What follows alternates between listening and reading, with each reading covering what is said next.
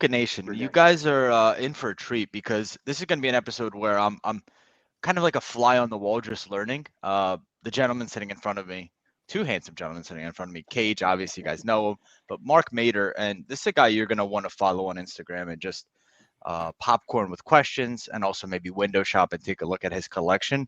But hopefully today, this next hour that we spend together, you guys will get a feel of how that collection came to be, right? Because collections aren't built over days; they're built over years and decades. And I always want to get in kind of inside the brain of what it takes to build such an amazing collection. So this gentleman loves vintage. This gentleman loves high grade rookie autos. This gentleman loves tickets and signed ticket stubs from, the 1970s, 60s, and all that stuff. So I hope you guys kind of tune in, get rid of all of the distractions. This might be an episode you kind of play back 2 or 3 times and really get a chance to kind of to learn. Without further ado, Mr. Mark Mader, welcome to the Lucas Tigers and Bronze Show. Thank you for joining us. Thanks, guys. I appreciate you having me. I'm gonna tell you why I needed to have Mark on, because I looked into the future. I did this crazy science experiment, and I combined Andrew and me. And I said, all right, if we could combine the two of us and go 20, 30 years in the future and make the best that we could both bring for the thousands of people who listen to us every day, the combined. And I said, we're going to take a tour around Mark Mader's mind. And we were lucky enough 5 minutes before this episode to kind of get a little tour of his house. And he's got Kobe jerseys on the wall as you walk into his gym. So that's the Andrew part, Kobe in the gym. The cool cards, the cool memorabilia, just the fact that he's collecting. I'm never going to the gym. You can close the gym section for me. That Andrew can hang out in there. But I mean, it's awesome. It's fun stuff. I'm thrilled to be able to geek out with you. But the additional thing, Andrew and I come at this collecting from a different angle. And he's a fan of Mahomes, where I'm a fan of Marino. And in that little scroll around your room and your collection, I saw a Marino jersey and a Mahomes jersey. Yeah. So, I mean, here we are, like you're a consummate collector and you're collecting both of them. So we got to ask, Andrew, do we just jump right off? Do I steal your question and say the origin story? When did you realize that you were bit by the collecting bug? Like, what was the first time you collected something? How did we start down this road that you've now gone on for many, many years? Oh, sure. So 80s, I was in the junk wax era, just collecting 80s baseball cards only. Trading with guys. It was before grading was around, and that's how I originally got into it. And then married, Gulf War, Mogadishu. I was in the Army for a while. And then, I thought you were telling me your marriage was like going to the Gulf War. No, you actually were in the Gulf War. Okay, all right. It's like underwater for 5 minutes, maybe. Like, don't worry, your wife's not going to listen to us. It's okay. You can be honest. It's all right. But so I got a little distracted from my collecting, but I kept on to my collection, and then, as things progressed, I got into autographs and baseballs and really decided I was going to collect vintage rare stuff that just really nobody else has. I didn't want the mass produced low quality cards anymore. I wanted stuff that was unique and, made people raise their eyebrows when they looked at my collection. Was it cards, then memorabilia, or memorabilia, then cards for you? It was cards, then memorabilia. Then back to cards. Cage, you remember the Desert Storm cards you talked to me about? Yeah. The Chipper Jones? Yep.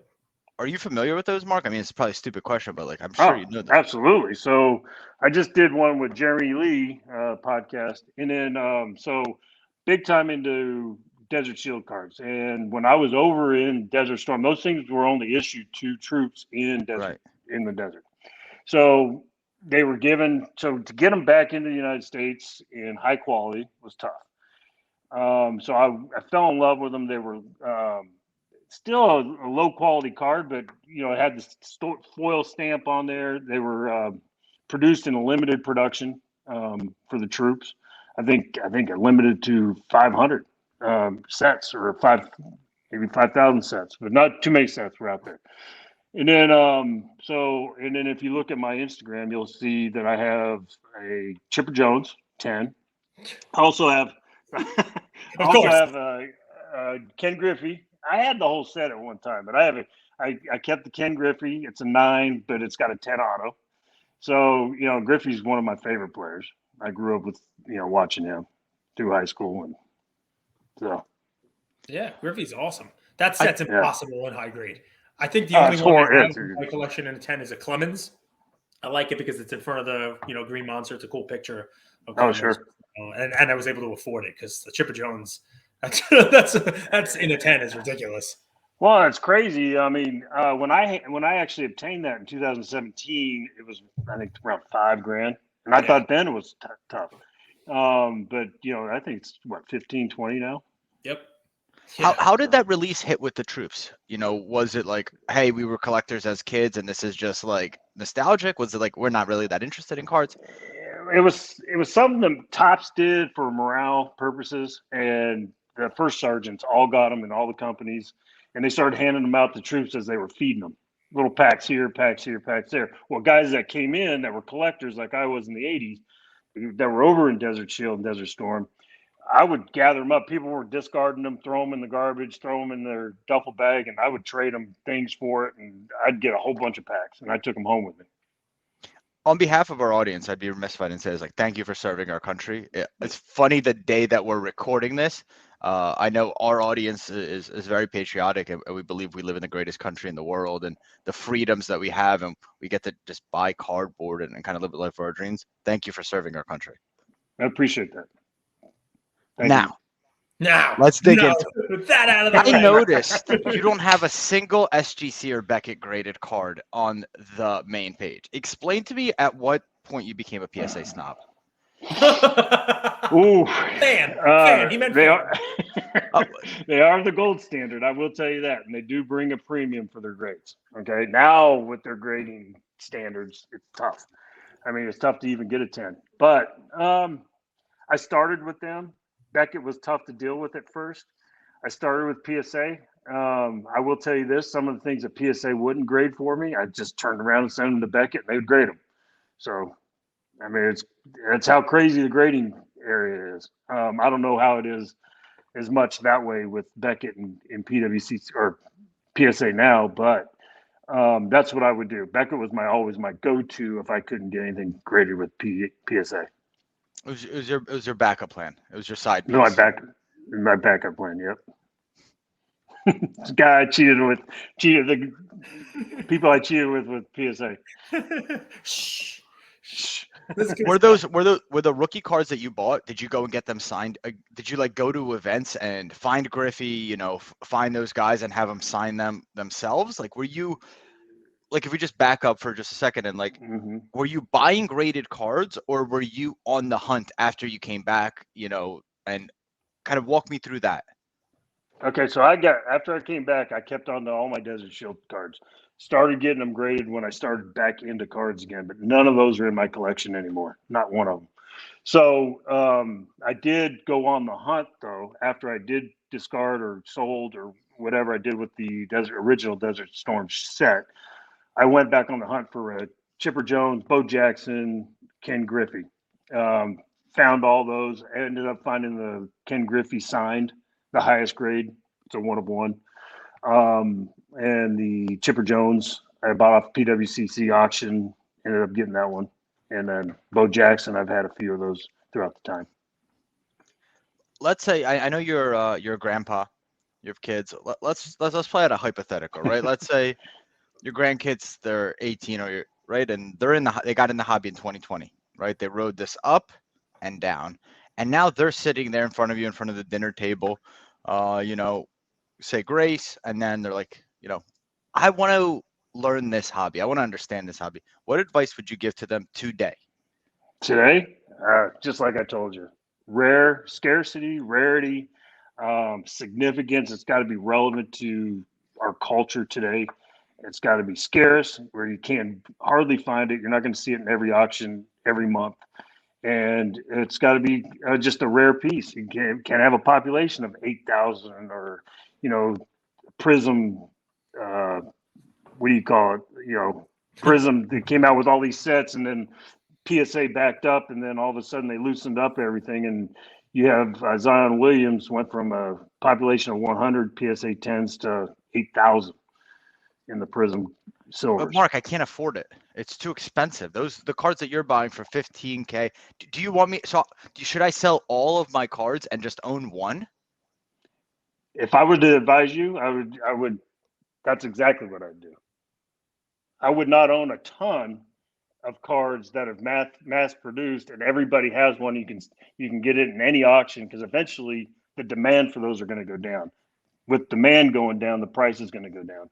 If you get a rare item that's very scarce but relevant, and you can only get it every so often, once every 5 years via my Jackie Robinson debut ticket, once every 10 years, you can command the market on that one. So, Andrew, the answer to your question there, though, is your question was not specific enough. So the question is, what would I do? Mark answered it from almost an fiscal advisor standpoint. That if your goal is to get in there and buy something that you think is going to appreciate in value over time. And, what was fun, what Mark said at the end, is you can kind of control the narrative around pricing because it's only going to come up once every 5 years, once every 10 years. You can dictate what that thing is going to sell for.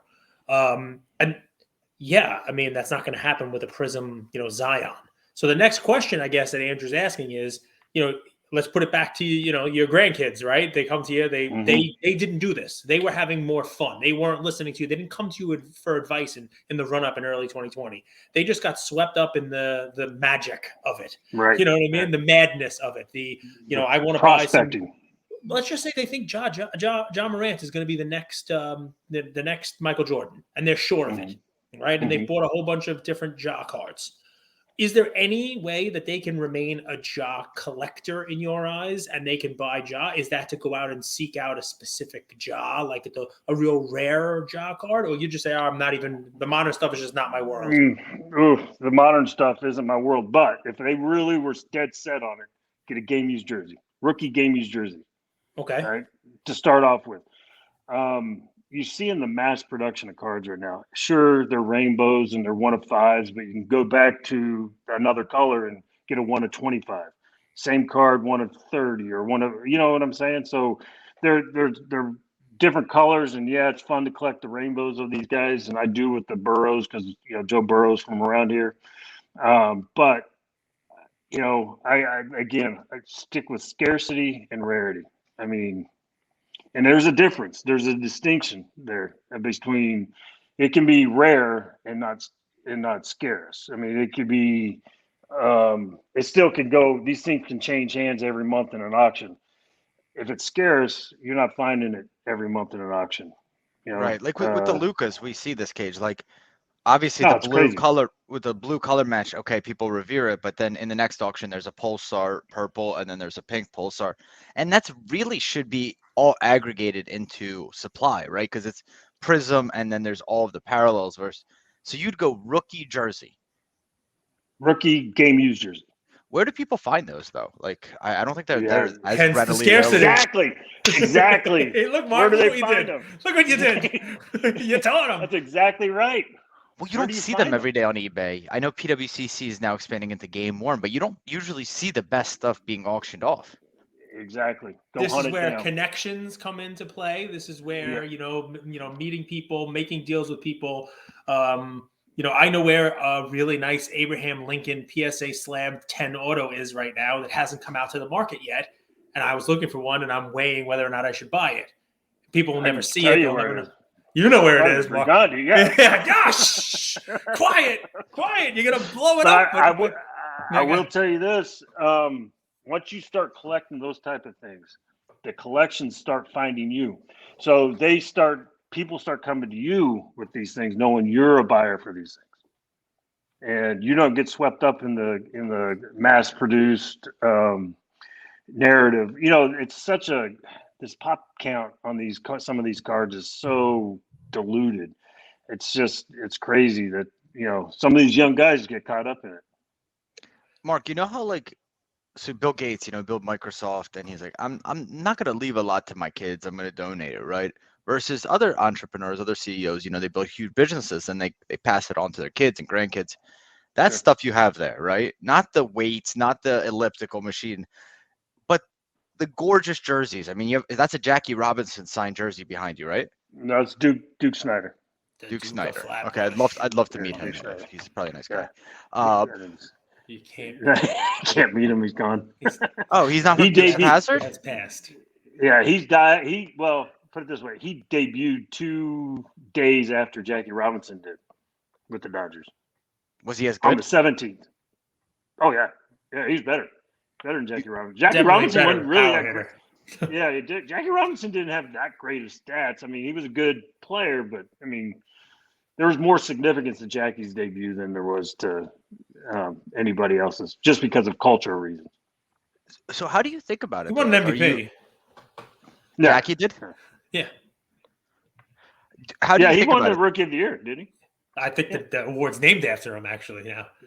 I'm Yeah, pretty yeah, sure it is. that year was the first time they gave it out. But yeah, 100%. We're going to get into the Duke of Flatbush. We're going to get into like Cole Ferrillo was a better player than Jackie was. And then we're really sure. going to go down down a road here. We could argue all that day long. But I Okay. honestly, go back, Andrew, what you were saying about the jerseys and everything, and Well, leaving them are you planning to kind of pass it down to to your kids and grandkids? Like, how do you think about it? Because it's interesting. Like, it probably took you decades to amass that collection. Like you said, this stuff Sure. doesn't come up for sale very often, right? It's not like you could just go Yeah. to PWCC, buy, and that gets shipped. How do you think Yeah. about passing it on, right? Keeping it in the family. So you build a trust. Cage could probably attest to this. You form a trust, and you could pretty much dictate who it goes to and what they can do with it. And if they decide they don't want it anymore, it doesn't get sold. It gets transferred to somebody else. So you can line it that way. This stuff that I have hanging on these walls around here is a dime a dozen. There's signed jerseys, but the scare stuff that I have locked in my vault on the other side of the house, with my AR-15s, the Jackie Robinson debut, just the 1919 Black Sox Game 1 World Series ticket. I mean, all that stuff. It's just that stuff is that's generational investments that I'm making that I'm going to transfer down to grandkids, and it will not leave this family. Andrew, 1919 Black Sox World Series Game 1 ticket. Do you know what happened to the first batter? That was rigged. Somebody bribed those people. But you know what happened to the first batter for Cincinnati? He got hit with a $100 ball. You know why he got hit? You're righter than you know. He got hit by a pitch. Yeah. You know why? To signal to the bettors that the fix was in. Yeah. The bettors had Eddie Seacott hit the first batter with a pitch to signal that the fix was in. Pretty crazy, right? They didn't want to give him a ticket from that. They didn't want to give him a note or something. Like, there's a way better way to communicate than to throw a baseball at someone. Hey, we got you. The games were broadcast over telegraph. They were like radio. Like they had like betting halls. Where you couldn't watch the game. It was so they were in a betting hall somewhere across the country and heard Seacott hits. I forget who it was. With the pitch goes to first. And there's a great scene of this in 8 Men Out where Arnold Rothstein walks in, hears that, and turns around and leaves and knows that he's already won. The guy who fixed the series. Once he heard that it was in, he knew. So it's pretty cool. And there was a game 8 in that World Series too. Yep. Yeah, it went more than Rare 7. ticket. Yeah. You have the ticket for 8? You have the clincher? No, I don't have the clincher. I didn't, but it's a rare ticket to find. I think that just went for a couple $100,000 on Heritage. Hey, you know what? I see this goes to what I saw on REA auctions just recently. So they had a Jackie first hit. April 17th, there was a bunt laid down, third at bat, April 17th, 1947. So if you didn't know baseball, if you weren't a historian, if you didn't really do some research on that ticket, you would think that was the only significance behind that ticket. And that's the only way it was labeled. Even PSA only had it labeled that way. That was also Duke Snider's debut game. So, I mean, so whoever bought that probably discounted it because it didn't have the other information on there, probably by about $20,000. He probably got a deal on it. So Jackie Robinson's first hit, his third at bat, it was a bunt. It was also Duke Snider's first game. First game. Yeah. So the ticket has double relevance. There's so much significance. That's another thing I look for when I'm buying tickets. If you go to my Mickey Mantle debut game, okay, it's got gate 6, section 7. So in his first debut, Jerseys. he wore number 6. Yeah. He wore number 6. Yeah. And then he got sent back down. Came back up, and 6 wasn't available, so they gave him 7. I just I got would've- outbid I on would've- a type 1 where he was wearing number 6 because he first came up. Mantle got sent down to the minors, Andrew. Is that right? Yeah. That's probably because he had one of after his his debut. girlfriends down there. No, that's DiMaggio. He confuses DiMaggio and Mantle. So let me ask you the Andrew question, Mark, because I know our listeners ahead. are thinking this. Andrew, how are you not asking this? Andrew has a take. He actually presented this take to Don Mattingly, and Don Mattingly didn't call him a lunatic. And it may actually be more of a valuable answer from you, who has all of this baseball history, all of this, these great baseball, pieces of memorabilia. Why don't you ask me a question, Andrew? Ask me a question. Sure. About And baseball. you know what's cool about this? My take has actually evolved. I have more facts behind it. But what I said is, if baseball doesn't adapt to the changes, and more in marketing than in actually the pace of play and all that stuff, they're going to be extinct in 20 years. Do you agree, disagree, and why?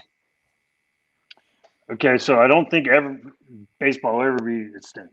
I just think they need to catch up with technology. But if you get rid of the human element, like if you get rid of the umpires, forget about it. You lose me as a fan. I think you got to have someone behind the plate calling balls and strikes. Well, But I don't think it goes extinct. No. let me elaborate, because I picked up on this from an interview Andrew Schultz did, actually. So if you go on Netflix or Hulu or any of these streaming sites, if you do a screen share, or you do a screenshot, it won't let you do it. It turns the screen black, which Mark's nodding his head. And what that does is it cuts out word of mouth, right? Like, think about how virality spreads today. It's we're all like individual kind of like journalists spreading the word. Like, hey, did you see John Morant's dunk, right? Did you see Anthony Davis go out after 8 minutes? Did you see, right? And we take it, we clip it, and we share it. And it's really free marketing. It's free word of mouth. What baseball ended up doing was they guarded that. They put firewalls and said only MLB is allowed to distribute content of MLB. And what I've seen happen is NBA gain a ton of popularity, even though they have all the China stuff, which is a bigger deal than people realize. They still have grown in popularity despite that. Football, same thing. But baseball, I feel like it shoots itself in the foot by crippling the reputation of their stars, not promoting past Hall of Famers, who we all know, Bonds and all those guys, incredible players, and then not allowing players or people to spread media to other through fan accounts, the way basketball does. So that was like my more elaborated take. I think they're missing the boat on not allowing you and I to regurgitate highlights via our Instagram, Twitter, whatever page we use, or whatever medium we want to use. Yeah, they're missing the boat on that one. What about the fact that games are 3.5 hours long? And I mean, when it was a day at the park, it used to be a family thing, you used to be able to go and, like horse racing was a bigger deal too. Same thing. You spend the day at the races, the whole deal. It's not as huge as it was previously. I think what Andrew's kind of saying is, the sport itself is not keeping up with the times because his generation and the ones that come after him, they can only pay attention to something for like as long as this podcast. And even then, they don't. Yeah. Football's 3.5 hours. Football games moves faster. Faster. A lot more activity during the 3.5 hours. So pinpoint the issue with me on the longevity of these games, and I can probably tell you what they can do to solve the problem. But I don't think it's that simple. I don't think it's one issue. I don't think it's I just think it's the game. It's 9 innings of baseball.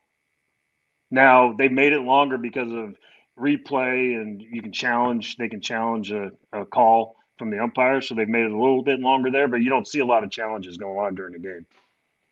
They need to do VAR. Man, VAR is amazing. Like they like you have this like little tell set or whatever it's called, and they just call in and say that was a strike and quick. If they can do that, I mean, I don't know. I mean, it's accurate. Don't get me wrong, but you still need a guy behind the plate. That's all. You take that away, I think it's. The biggest thing I don't like about baseball, as opposed to the other sports, and I've talked about this a couple of times, and I don't know if there's a way to fix it. I doubt there is. I mean, it's more. You could say it's more of a team game. You know what I mean? I'm watching soccer. In soccer, the guy who plays defense is also not getting your scoring opportunities. They set it up so that when they're doing this stuff, there are some defenders that get out there and, on set plays, they head, but there are the top guys go out there and they do their stuff. I don't know what the hell just happened. I'm talking to myself here, which is weird, but I'm going to continue. The soccer guys, they go out there and they, Mark, hopefully come back in. Mark, I'm adding you back to the stream. I don't know how, but I added you back in. We're all good. So what I'm saying was in soccer, they set the field up, right? And when there's penalty kicks, they get to pick who's going to take the penalty kick for them. The best penalty kicks, they even sub them in to do the penalty kicks. In basketball, 5 guys on the court, they set up a play. If they need to win the game at the last second, they need a shot, they need it to go in. Michael Jordan's going to take it. LeBron's going to pass it. Take it. Kobe Bryant's going to take it. That was a joke there, Andrew. About LeBron passing it.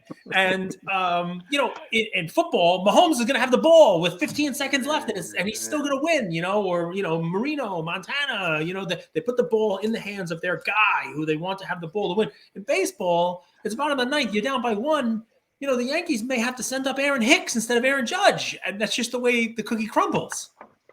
Well, exactly. But go back to the 80s or the 90s, mid-90s when Atlanta was dominant, okay? And they had Clavin and Smoltz and Maddox, and you would enjoy watching those guys paint the plate with the pitches. I mean, it was crazy how accurate each one of them was. Schmaltz more of a power pitcher, and he actually went to be a closer later on in his career. But I mean, those guys it was deadly. These guys today, I mean, there's some pitchers out there that can pitch like that, but it's usually pretty. Most of them can be qualified as closers as well. What do you think of the Mets moves? Like they say pitching wins in the postseason, but you got to get there and actually give these guys a fair chance, not one game and you're out. They got rid of DeGrom, didn't they? DeGrom's a beast. I like DeGrom. I did too, but they got rid of him. They went to Texas, didn't he? Yep. They won Verlander and Kate Upton. They won her in the stands cheering them on. It's good media. And Verlander, he's a was that your Dougie? guy. You just doing a Dougie there? Okay. Yeah.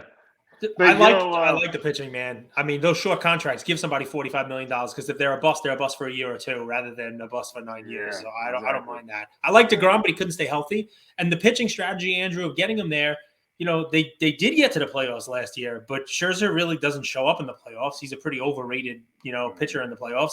And Verlander, he's been terrible until this past year. And even this past year, he had a 6 ERA in the playoffs, basically. So, I mean, get these guys to the playoffs. Neither of them have really been playoff steamrollers anyway. But they can't mash like our Phillies can.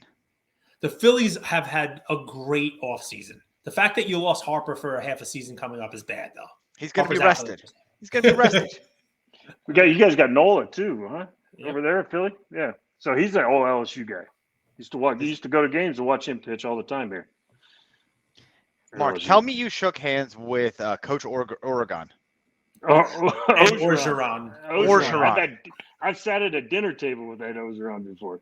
Who has a deeper voice? There's no one else. Can you understand the guy when he talks? No, it's like he has peanut butter in his mouth. It's like he's gargling with rocks.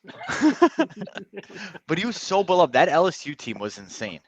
Oh, it was crazy. Yeah, it was not. I'm telling you, a lot had to do with him, but I'm going to tell you, Burrow was probably the smartest football guy on that field when they're with that team. Burrow and Chase. Smartest? The guy, smartest. Smart, knew football inside and out. Knows football inside and out. Grew up with football. He's a smart football guy. His dad is the Ohio State. I know his dad's a coach. I just don't remember where. It's not Ohio State. It was some third ranked. I don't know what college it was, or even I think maybe even might have been high school. But Justin Jefferson on one side, Jamar Chase on the other side. Was Leonard Fournette there, or he already left at this point? No, he'd already left. He'd already left. So it was Clyde Edward-Helaire was the running back. So I mean, it was deadly. That team was deadly. I mean, and cocky, they could come off the field. I went to every game. I traveled to every away game. Every time Burrow would come off the field, he'd point to his finger. He's getting a ring. I mean, the guy is cocky. So, Mark, listen, that's a great segue. You love your LSU guys, right? Mm-hmm. But are you buying, besides, a couple of Joe Burrow chases here and there, with the modern stuff? Are you going after any of these guys? Andrew here famously is a huge Jamar Chase fan. Loves Jamar Chase. Love Put Jamar a Chase. little Jamar Chase collection together.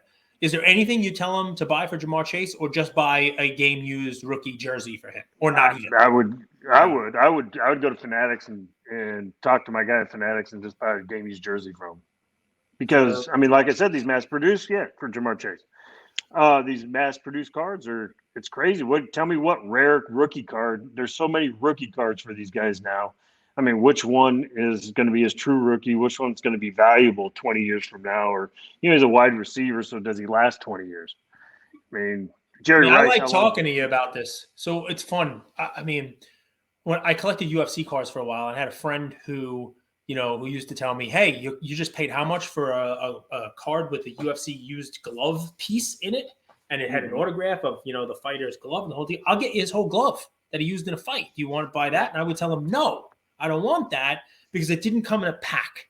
It wasn't pack pulled. It's not that cool. I can't put it in a slab and show it off like this and the whole deal. You are swinging the pendulum to the entire different direction, saying, you know what?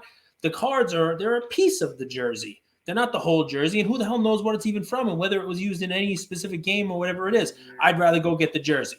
So what does that say then? We talked about the future of baseball. You think it's not dying, like Andrew says, but it can make some changes.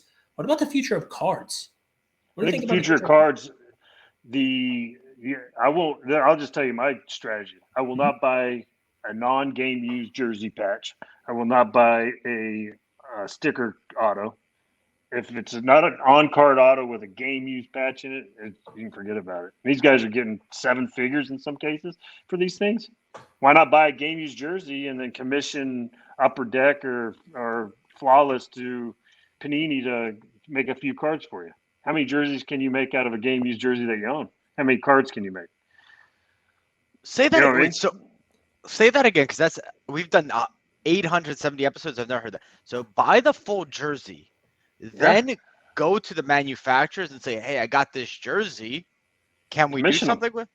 Yeah. So we don't need to flip to each other. Let's just flip it to these manufacturers.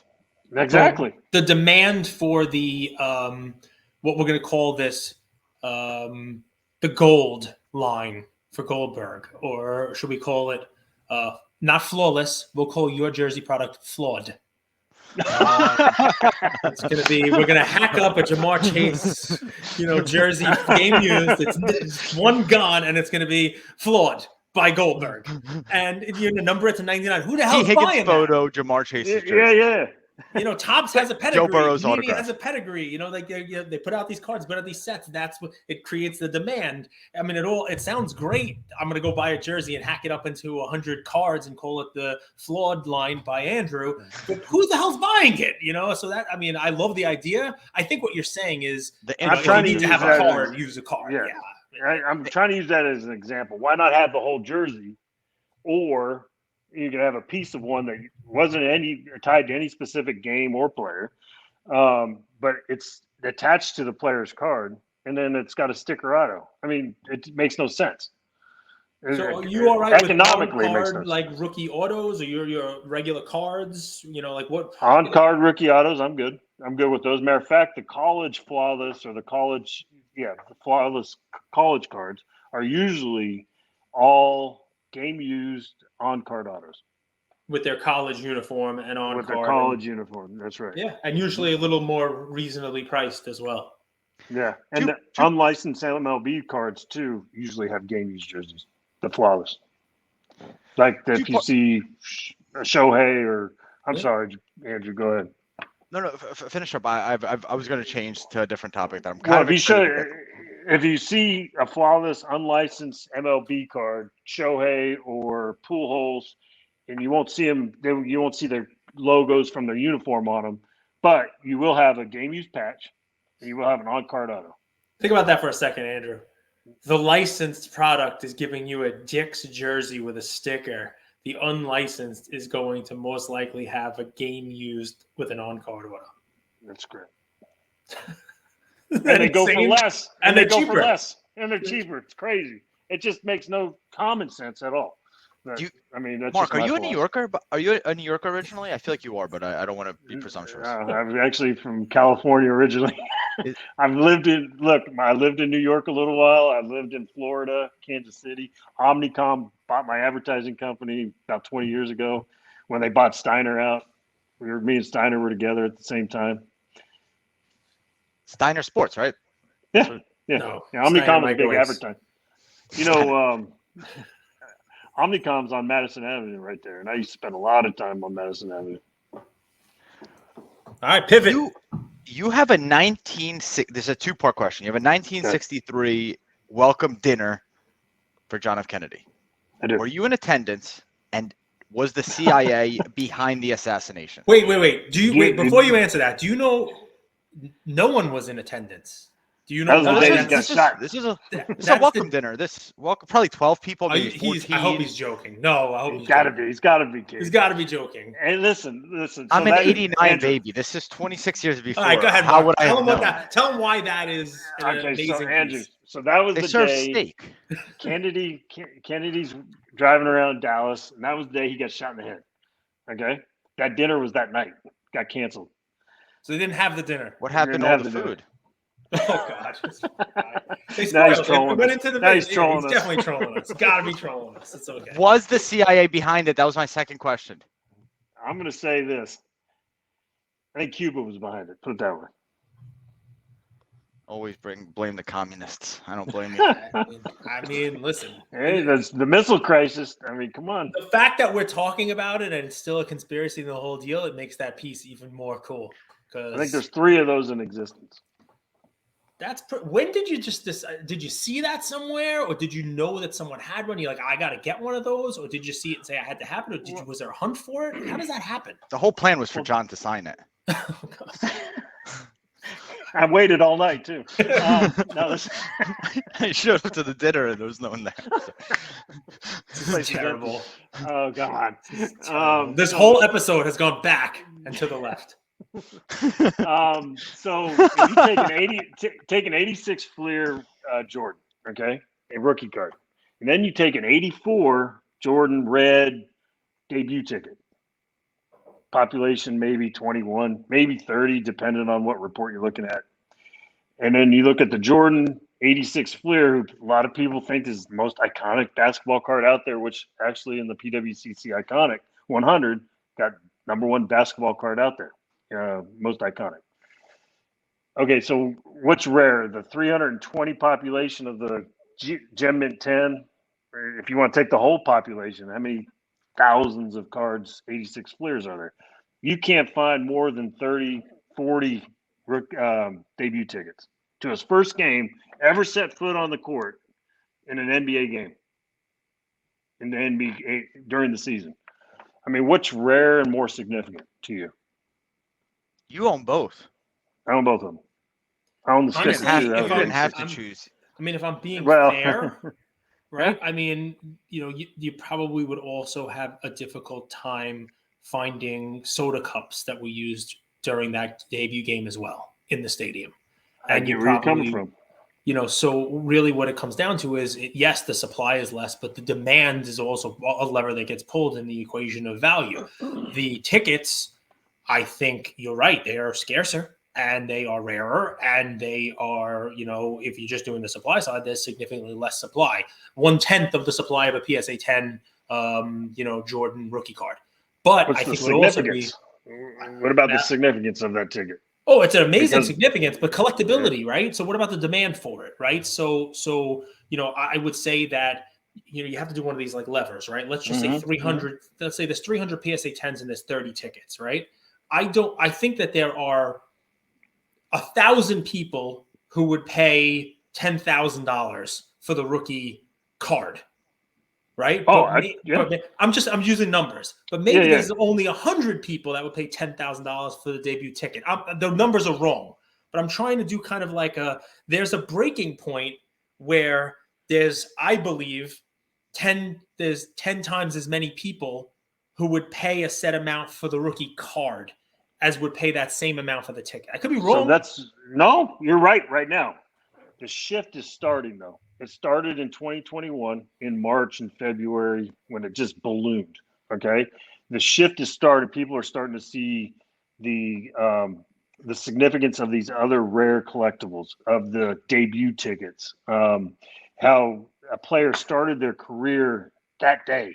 They set their foot. I mean, look at Kobe Bryant's debut ticket. I have the only full Kobe Bryant debut ticket that's even in existence, and there's only 7 stubs. I think 7 or 8 stubs.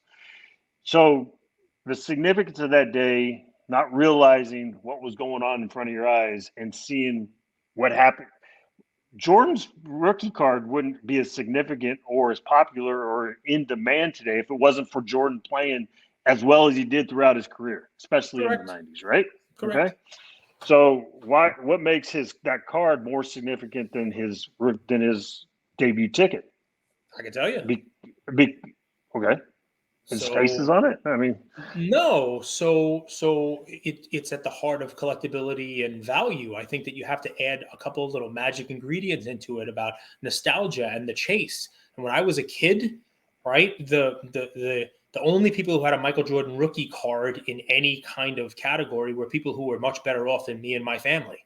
And when I sure, collected, I'm talking later on, right? When I collected, sure. I was like, all right, like Mickey Mantle, like the rich kid's dad had a Mickey Mantle rookie card, right? Nobody, when I was collecting, said, all right, the rich kid's dad's the one that has the Mickey Mantle debut ticket, right? Also, the same kind of, there's to me, no nostalgia, no look back to, oh, wow, I always wanted to own one of those Michael Jordan rookie cards. Or, oh, wow, I always wanted a Mickey Mantle rookie card because that was what my dad wanted to have. Or my dad told me stories about how he would Sure. flip that card with his friends, the whole deal. No one ever told the story with nostalgia about looking back at, wow, I always wanted to own a ticket from the game.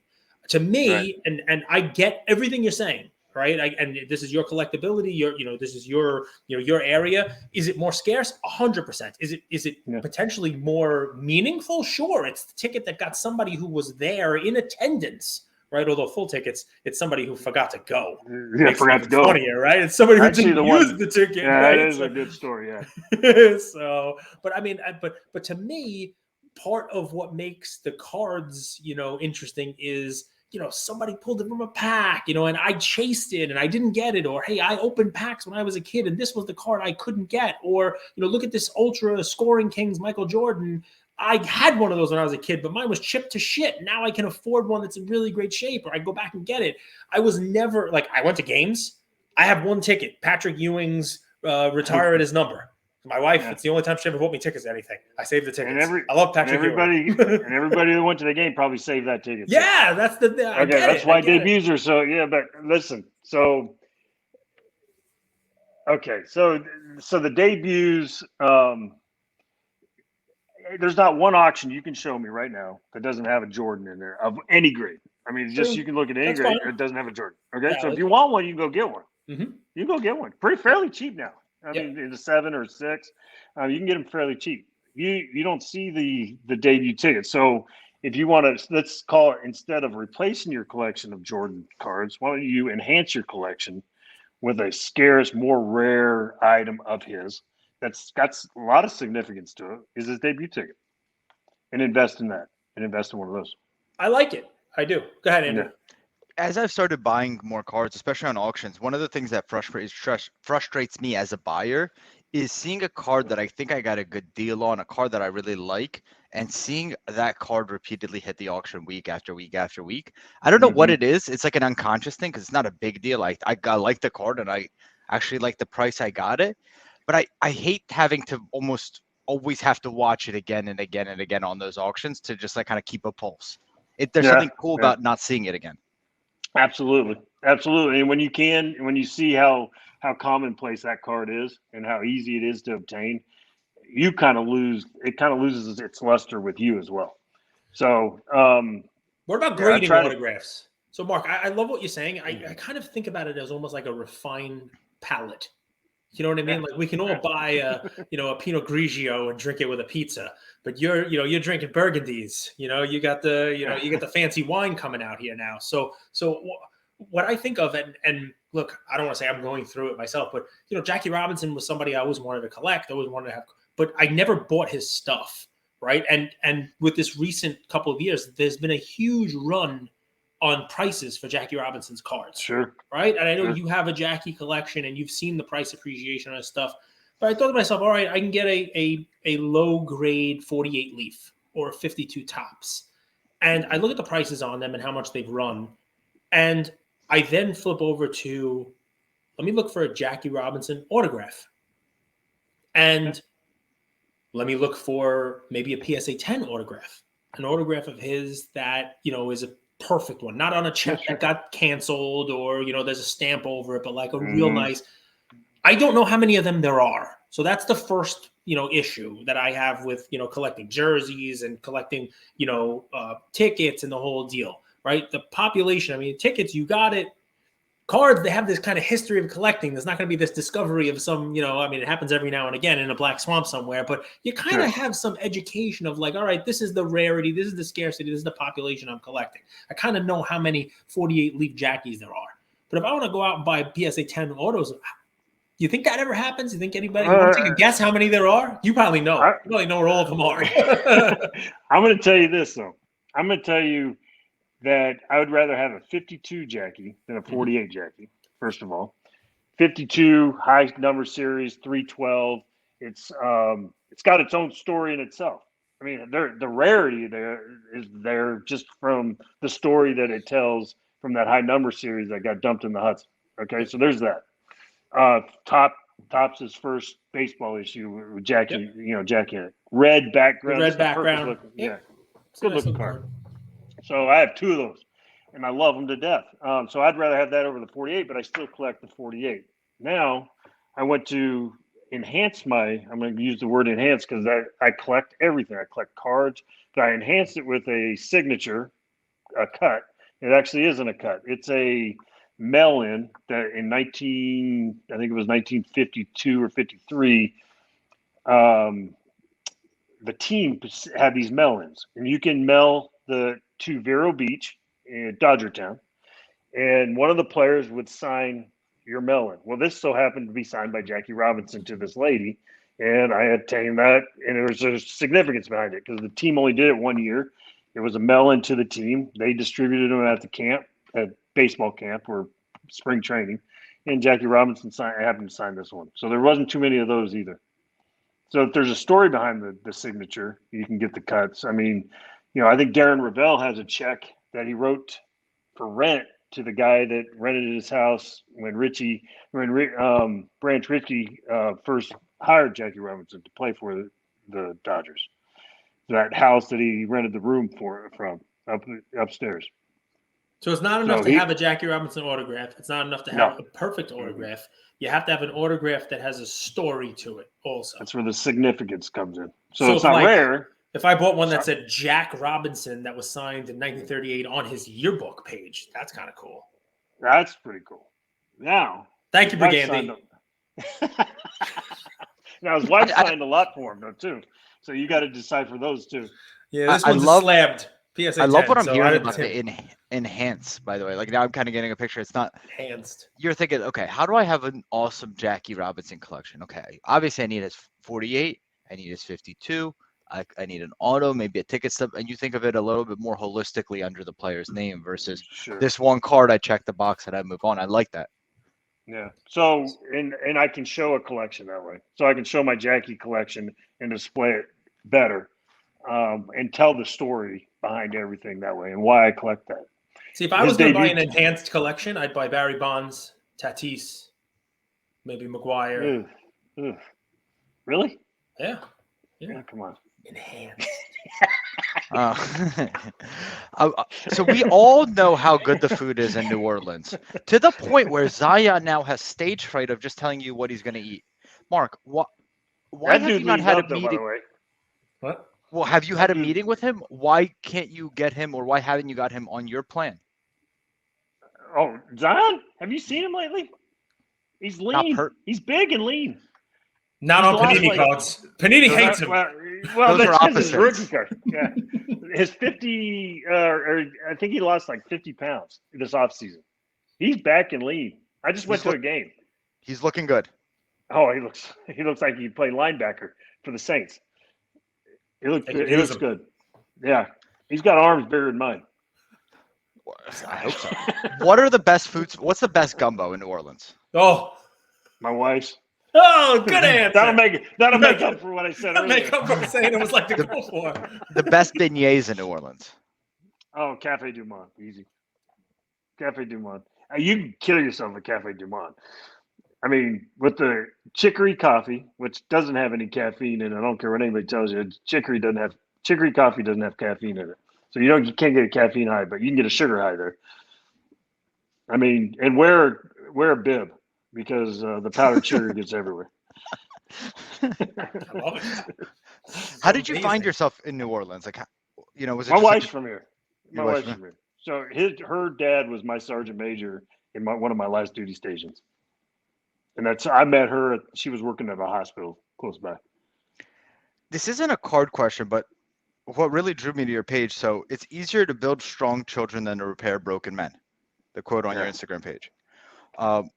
You've lived a very full life. So, you hear all the time, people go to war, people go to the army, and they struggle to kind of acclimate back into society, right?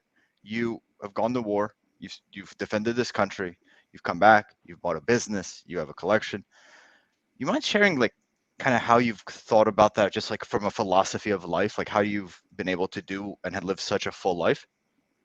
Structure and discipline. Be it you yourself. Yeah, go Tigers. So yourself. You be Ed Ogeron. Go Tigers. But you got to have structure. Yeah, I mean, and when I say structure, you got to go to bed at the same time every night. You got to get up at the same time every morning. You got to have the same routine. If not, you're going to drive yourself batshit crazy. And they tell you that even if you go through PTSD issues and counseling, they're going to tell you that to do that to get your life. That way you're organized and you have some structure around you. And then discipline. I've always disciplined my kids. If they don't look you in the eye and shake your hand when they shake your hand, or say yes sir, no ma'am, yes ma'am, no ma'am, then they're in trouble. So my kids have always been real disciplined when it came to respecting other people. I put you in charge of this country tomorrow, right? We put you in. What's the first thing you do? What's the first thing you change? What, Cage? I can't ask. You can.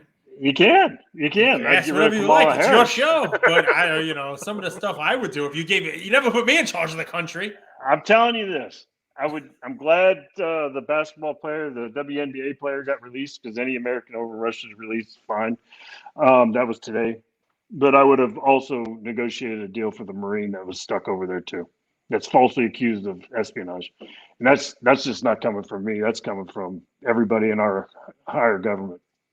So I don't know why he wasn't included in that deal and how she got included so easily for a drug or a gun smuggler, but it happened. So I don't agree with that. The coolest side story of it is they got a statement from his family. Did you read it? I did. I actually listened to the brother today, and they're glad that Gardner got home. They're glad for that, and they're hoping and praying for the release of the brother. So yeah, we all are. But it's amazing what they said, Andrew. They were like, that if you get a chance to, to get any American home, get the American home. Like, Yeah, you have to. You have to. So that's. I don't know what they.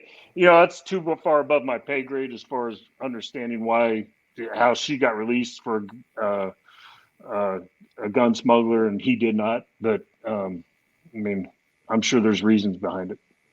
Cage, we've done 870 episodes. It's a privilege to sit in front of Marc and be able to ask him about his collecting and serving our country. So I really would have been remiss not to ask. I know it's a sports card podcast, not a political podcast, but I've said this quite a few times to our audience. Like, I learned a lot from the people in front of me, not just about cards, but about life and how they think about it. Because I'm 32 and I want to live a full life. And I look at a lot of people as role models and they could share a lot. So I think our audience as well would love to hear from them. How many times have I asked for a guest to be on? And what do you have? Hundreds of guests.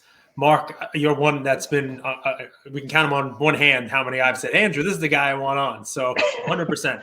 Everyone's been a home run that you've asked for, Cage. Well, he's the man. Marc's the man. So here's my thing, right? Because, our audience gets a lot from a lot of different things. So probably the last 5 minutes, they'll get more from than, most guests who come on. but I'd love to take it home with this. All right. There are people listening now who have been through some rocky times in their collection, and they may not have the life that you've had, where, some of them are listening to this and saying, I'm not going to call up Fanatics and get a Jamar Chase jersey. I can't afford that. But maybe they've now been, had their eyes open to memorabilia or tickets or something like that. Is there, is there something out there you could point them to that's, what would you call an entry level, memorabilia, something where they can kind of get their feet wet, you know what I mean? Learn about something. Like, I'll give you an example, like the Jackie Robinson autographs that I'm buying. I mean, I got them for like $3,000. It's not a huge, that's not cheap, right? But it's, it's less than a low grade, 52 tops, right? Yeah, right. So, something like that is kind of, I've been telling people about also, just as, hey, I never really collected autographs. Andrew made fun of me. I'm a rookie card guy. Don't give me the autographs, right?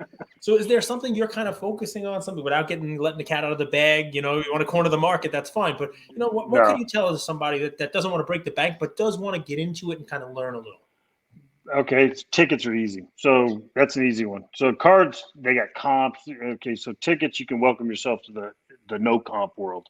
And what you need to do, I mean, I don't know if you saw my story the last few weeks, but I had debut tickets for Pete Rose. They weren't cheap, okay, but I flew to Houston. Me and Ryan Fitterman got together.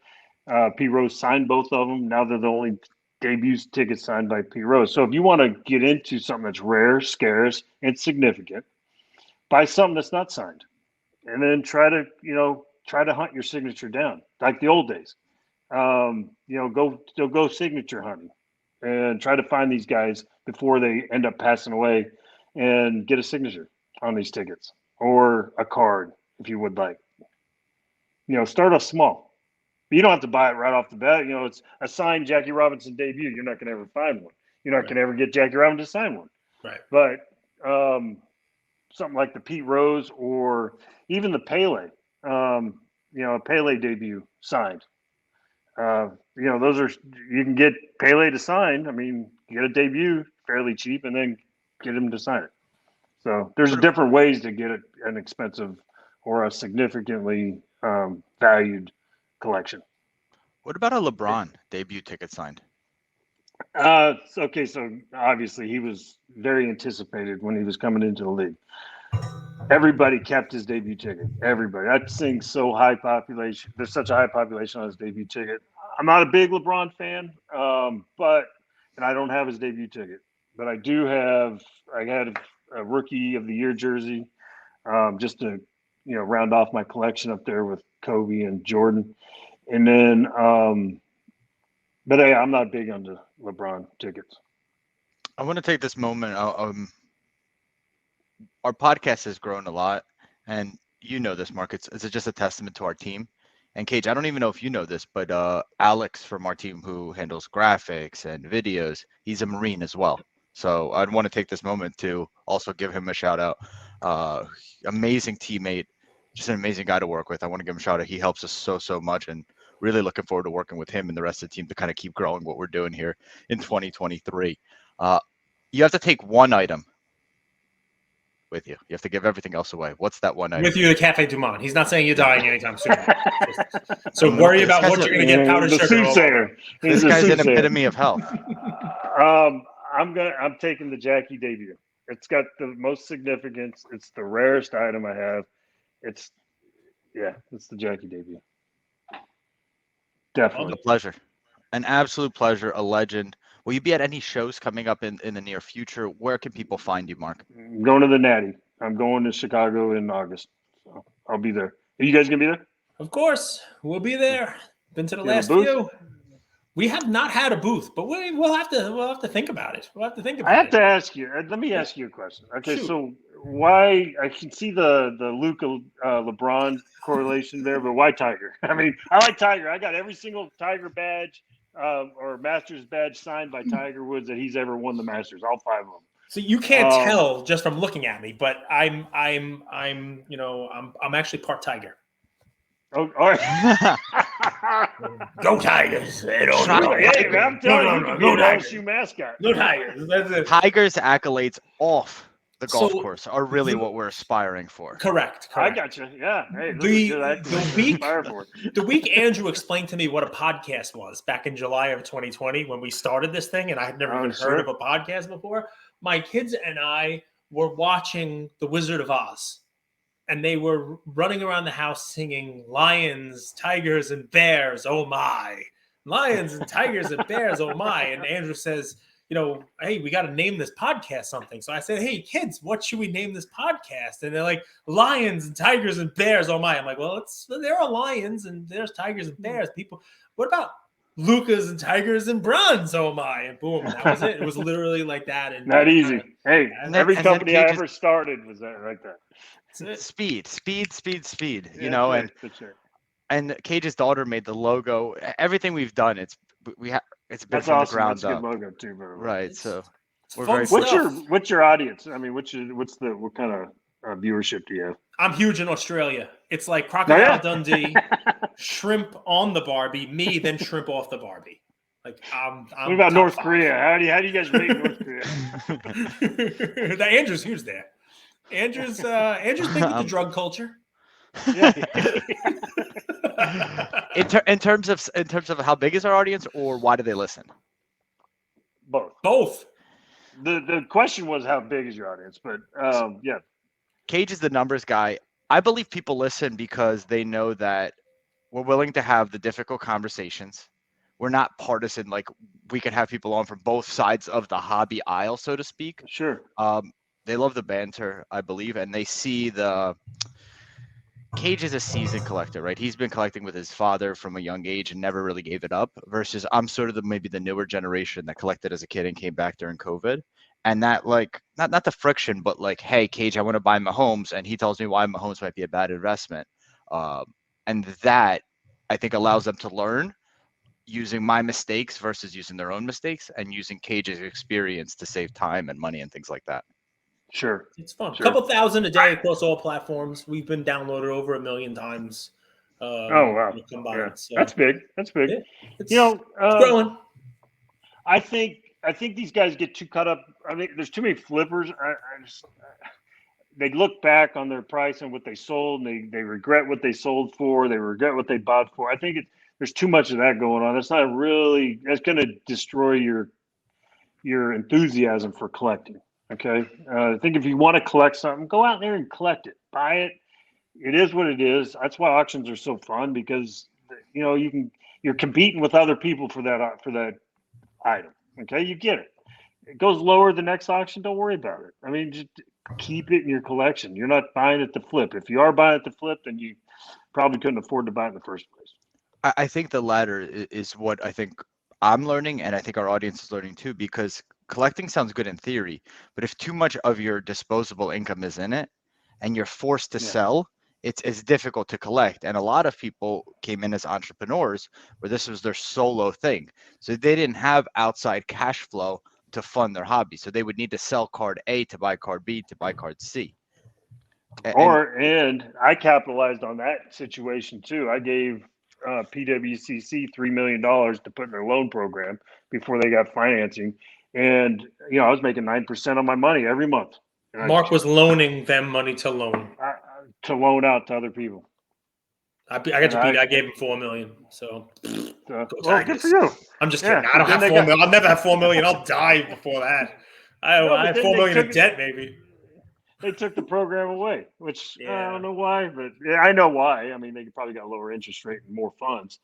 But they're still trying to raise $10 million in cash. I got actually a call with Betsy after this podcast. Hey, now say hi. Yeah, well, say hi. Marc, we always ask last question. Is there anyone out there, a collector, a business, someone that's doing it well that you want to kind of give flowers to? Yeah. Geez. I like Darren Rebel's approach, although I like his approach to things. Fake news. He's not diverse. Well, he's not diversified enough for me. I mean, I'm just talking collecting. What he says to other people, I'm not even commenting on that. I think there's a lot of opinions out there, but if you people that need to just slow down in their post and story after story, they're commenting on why their collection is so much more important than yours. I think that needs to go away too. So if I had to comment on one collection, probably be Matty C. I like his collection because I like what he collects. So shout out to him. I'd have Two words shout with him outs too, to by the way. Matty C. This is two shout outs. I was on Rob with the sports car therapist. We gave him a shout out too. So this Matty C, Yeah. guys, go follow him. Very opinionated guy as well. It's a fun follow. Brigandy. Yeah, it's a fun follow. There's your flowers. Brigandy. Yeah, they do a good Yeah, job, yeah, man. yeah. All right, Brigandy. Yeah, I was at their last event, spoke at it. You know, it's just they know how to collect. I think I like their collection too. I like their approach too. Mark, this is So, it's been a pleasure. On behalf of our audience, thank you for taking the time. I really encourage Luka Nation to reach out to Mark. It's Mark with a C, Mark Mater. Honestly, just so fun to kind of like look through. It feels like going down memory lane, just going down like through your Instagram feed. Mark, thank you so much. Cage, you're a legend. Luka Nation, we love you so much. Thank you all for listening to another episode of Lucas, Tigers, and Bronzo My. I wanted to tell you about a new service that we have starting as of today, and I'm really excited to bring it to you guys. So, as a part of our partnership with SGC, we got 50 free submissions every single month, and many of you have taken advantage of that. And it's amazing that we could have the opportunity to 650 episodes, 675 episodes in, to go ahead and give back to our community. As people were sending those cards in, they asked, can we send 5, 10, 20 more cards to you guys? We'll pay for it, but we wanted them graded with SGC. You guys know SGC is turning cards around in 13 to 14 business days, have incredible customer service, and their secondary market values are going up day after day after day. And that's exciting for the hobby and exciting for the grading landscape.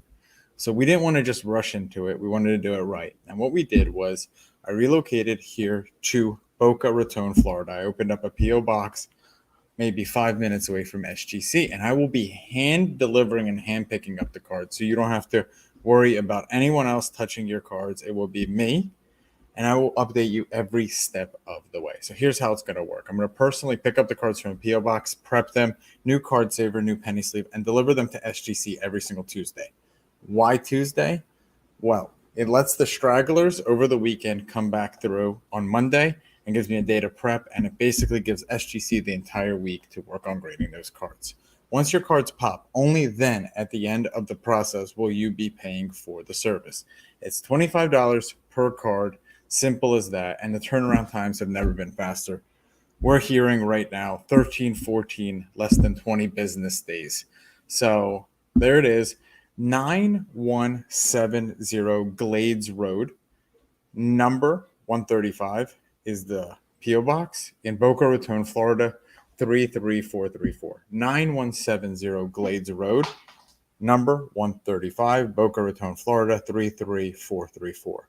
Of course, you could shoot me an email or shoot me a text anytime, and I'm always available. Many of you already have my email. It's iamandrewgoldberg@gmail.com. or my cell phone number, 215-519-9154. Reach out with any questions. I could walk you through the process. I've hopped on the call with quite a few of you, and I'm happy to do that. Love you, Luka Nation.